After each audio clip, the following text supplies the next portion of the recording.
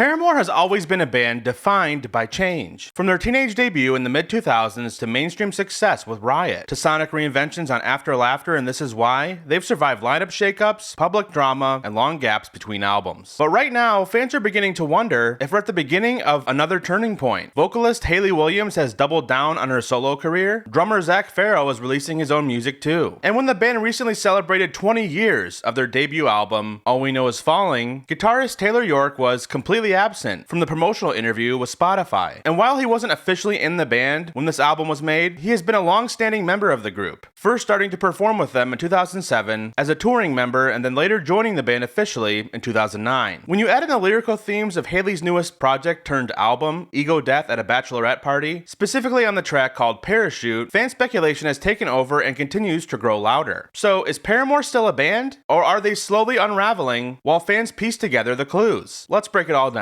Hi everybody, my name is Tyler Common. This is Common Revolt, a media outlet where I talk a lot about alternative music. It's definitely been a while since I made a video here on YouTube. I've been pretty busy making a lot of short form content. While a lot of it lives here on YouTube, I can also be found on Instagram, Facebook, and TikTok. So follow those pages if that's your thing. In this video, I'm going to dive into where Paramore stands right now as a band, and what their future might look like. We'll also dive into Taylor's recent absence from the public eye, and why it's raising questions within the Paramore fan base, and analyze the lyrical content of some of Hayley Williams' new songs that have started this conversation. Make sure to hit that like button and subscribe. It helps me out more than you know. I've got a lot more planned for 2025. So without further ado, let's dive into it.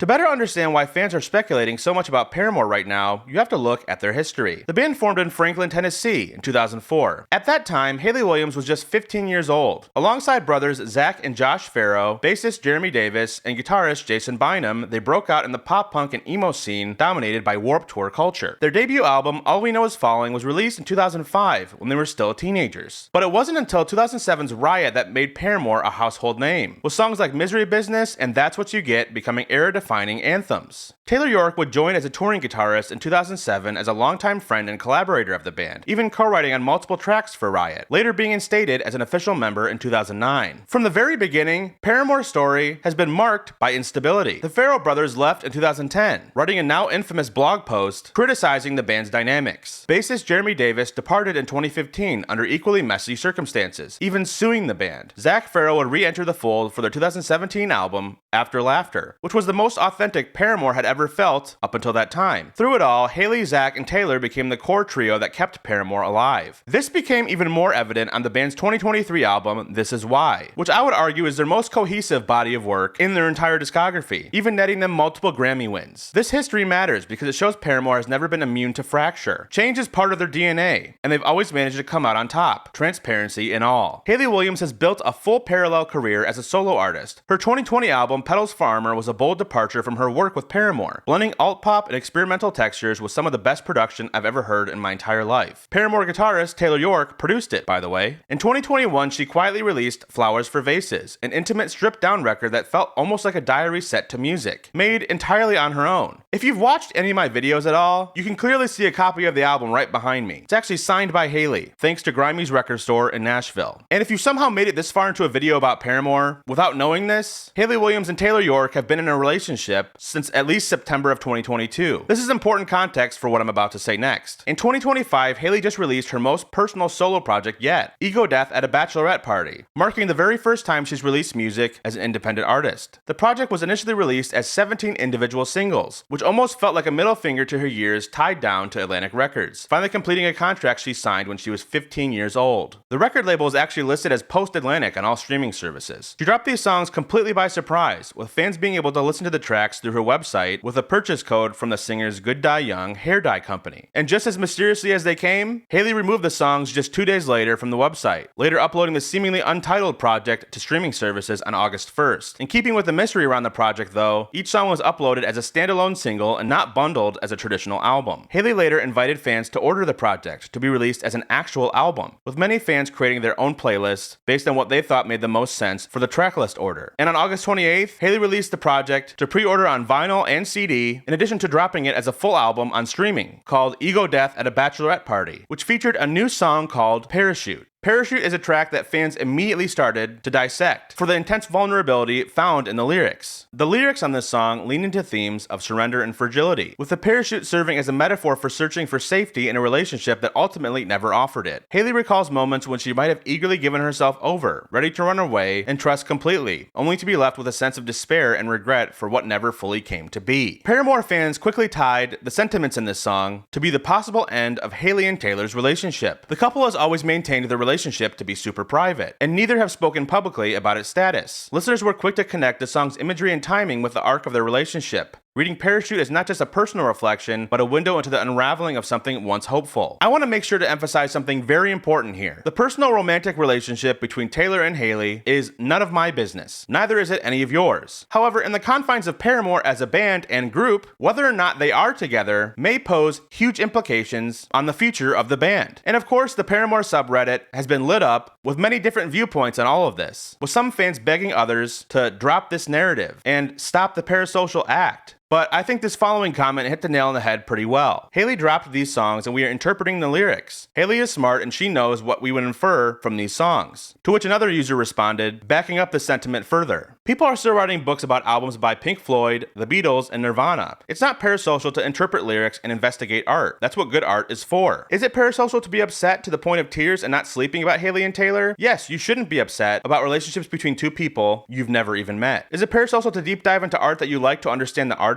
their message, and their motivations? No, that's what it's for. I honestly couldn't have said it any better. Other fans on the Paramore subreddit have speculated even beyond their relationship and their overall status as a couple, questioning whether or not the song Brotherly Love is about Taylor and Zac, with this user imposing the very important question, who gets custody of Zac Farro? Paramore as an entity has always been founded on a tight-knit friendship and a bond between the band members, focusing on their personal relationship as the most important thing. When this hasn't been able to happen, they may have taken a break or disbanded completely, with multiple members even quitting the project at some point. Taylor York is actually the only member of the band who has never quit Paramore. Even Hayley quit once back in 2015. And at the same time, drummer Zac Farro has finally stepped into his own spotlight. While fans also know him for fronting his indie pop-leaning project, Half Noise, in July he released his debut full solo album, Operator. Zac described it as a meditation on anxiety, family, and identity, and it's in a whole different world from the communal, high-energy ethos of Paramore. The album is honestly really incredible and certainly deserves your time. So you've got Hayley exploring independence, Zac carving out his own path, and Taylor staying relatively quiet. On the surface, this may paint a picture of three artists who still respect each other, but aren't necessarily moving in the same creative direction anymore as a group. But fans who have done more digging have begun to read between the lines, at least for the time being. Some even pointed out that Taylor wasn't at any of Zac's album release events in Nashville back in July, which is a huge bummer. I want to emphasize that the circumstances of all of this aren't really my business, but it certainly is telling to Paramore fans, like myself, that wonder about the band's future going forward. In July of 2025, Paramore marked the 20th anniversary of their album, All We Know Is Falling. But when Spotify did an interview with Paramore about the album's anniversary, Taylor York was noticeably missing. Now, Taylor wasn't even officially in the band when this album came out, so some fans have argued that his absence was historically accurate. But for a band like Paramore that has been presenting themselves as a unified trio since 2017, the optics felt a little strange. For many fans, Taylor's absence wasn't just about history. It symbolized something bigger, that the band's members weren't really moving in sync anymore, even when celebrating their own legacy. Paramore fans have always been lyric detectives. Back in 2009, listeners picked apart Brand New Eyes for hidden references that ultimately led to the Farro brothers leaving the project. Fun fact, I actually interviewed Josh Farro for the first iteration of Common Revolt back on Tumblr, and he talked about the lyrics in the song Careful. Pretty crazy. So in 2017, After Laughter was read as a chronicle of burnout and depression within the band. So when Hayley released Parachute, the analysis began immediately. The lyrics speak about a timeline of a relationship, many of them lining up with the one she shared with Taylor York. Lines like, "You told me you waited for me. You said that you won. Ask me on a plane from Rio, do I ever think of us? And you were at my wedding. I was broken and you were drunk. You could have told me not to do it. I would have run. I would have run." Have been interpreted as metaphors for moving on or coming to terms with the ending of something very significant. Of course, Hayley hasn't confirmed this interpretation, and I don't think that she will, or that she even needs to. Hayley has always written songs that balance personal metaphor with broader themes. But to fans that are already anxious about the band's future, Parachute feels more than just writing on the walls. Officially, Paramore has not announced any sort of breakup, and on paper, Hayley, Zac, Zac and Taylor are still band members. Many believe Paramore is just in one of their natural quiet periods, the same kind of break they took between After Laughter in 2017 and This Is Why in 2023. There was plenty of uncertainty during those moments too, but to me, this feels a little different. Paramore has always had these long stretches of silence where fans worried they might not come back, and yet they've returned every single time, usually with something bold and new. This debate captures exactly why the fan base is so anxious. They've been here before, and the uncertainty is all part of being a Paramore fan. So let's finally ask the question at hand. Is Paramore breaking up? Right now, officially, I think the answer is no. At least not in an official sense. However, there's certainly no denying that the energy feels different. Hayley's solo work is at the forefront. Zac is charting his own course, and Taylor is quiet. Given everything I talked about in this video, it's understandable why fans are bracing themselves for the worst. But maybe that question is the wrong way to look at this. Paramore has always evolved. They've survived dramatic exits, lawsuits, and reinventions. Maybe this moment isn't about breaking up, maybe it's about letting Paramore exist alongside the personal growth of its members. Healing will happen in time, and maybe the Paramore we've known all along won't be the version of the band that we see when they eventually do come back. And that's okay. At the end of the day, Paramore's legacy is set in stone. Whether they come back in a year, 5 years, or never again, they've left a mark that will never be erased. And until we know more, we have these amazing new albums from Zac and Hayley. Quick update for you. I spent the last week working on this video and making it perfect, and I finally finished it on September 4th. And right before I uploaded, this article got published by theface.com. Rather than scrap the video or rewrite the entire thing, I'm adding new information in here now that we know more, where Hayley Williams officially confirms that Paramore is in fact